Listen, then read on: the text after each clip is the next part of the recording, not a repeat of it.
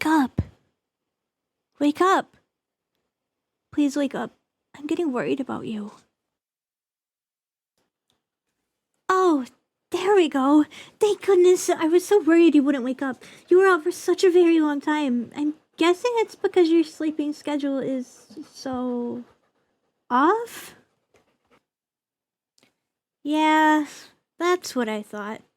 Well, no worries. Take a good look around. You'll have all the time in the world to fix your sleeping schedule now. I have to say, you look pretty calm for someone who just woke up tied up in my basement. Like I expected you to be fidgeting or screaming or something. Please don't tell me you're used to this. I hope this is the first time this has happened to you. I'd get really jealous if I wasn't the first person to kidnap you. The act is very special to me. Or maybe there's some other reason you're so tame? I don't know, your eyes look almost kind of glazed to me. You alright? Well, okay. You can tell me all about it when you're comfortable. There's no rush. Like I said, we have all the time in the world now. All the time in the world for just you, me, and these soundproof walls. Oh! And I'm sorry to say, but, well, okay, I'm not really sorry. But I'll be keeping you out of myself. How could I not when I'm so madly in love with you? I mean, I made 1,000 alternate accounts just so I could give you positive encouragement online without it seeming like it was all just coming from one person. Now that's dedication. Now that I think about it, it probably would have been way more effective if I didn't tell you that though. Oh well, too late now. I meant what I said in those comments though, so I hope you can take them to heart. But I'm getting off track here. Where was I? I'm sure I had some sort of roadmap for what I wanted to say.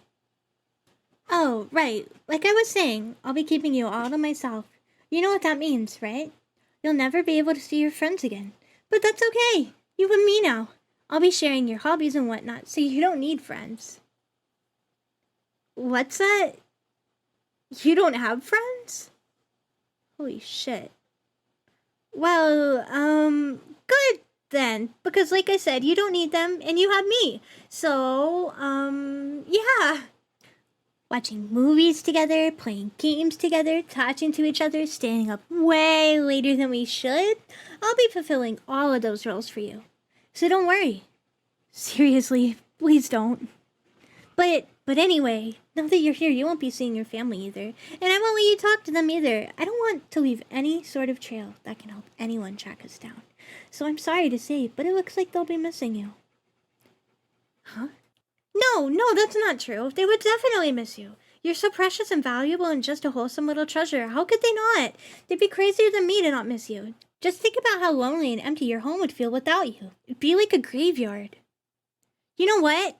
I can prove it. As much as it pains me to use my spying skills and tools on someone other than you, I'll be using them on your family.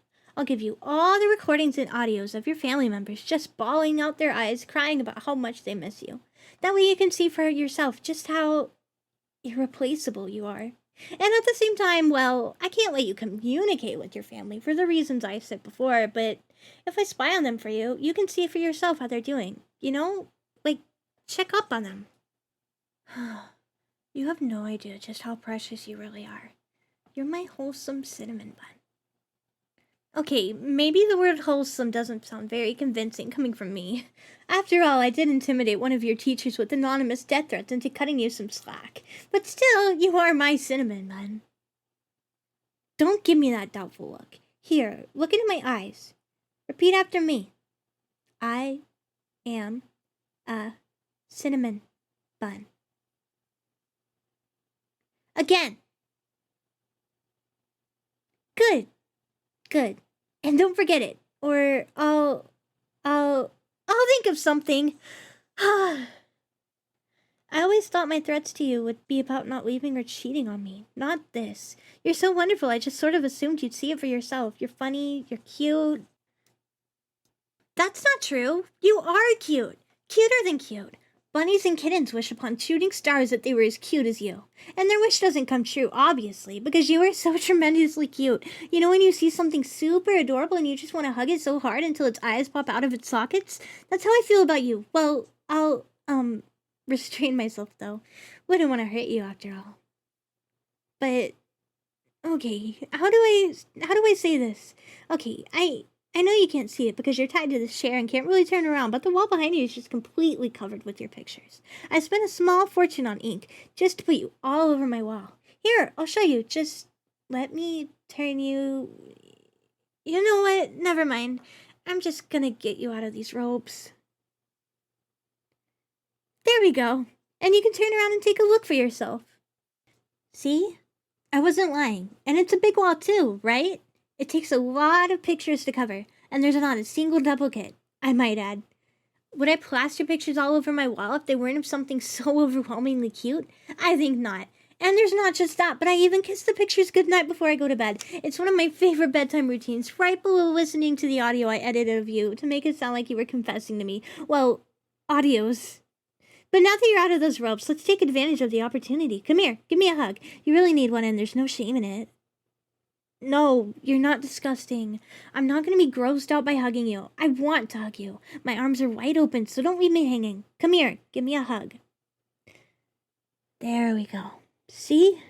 Doesn't that feel so much better? You might feel like maybe you're being a bit too clingy, but I'm the one who doesn't want to let go now.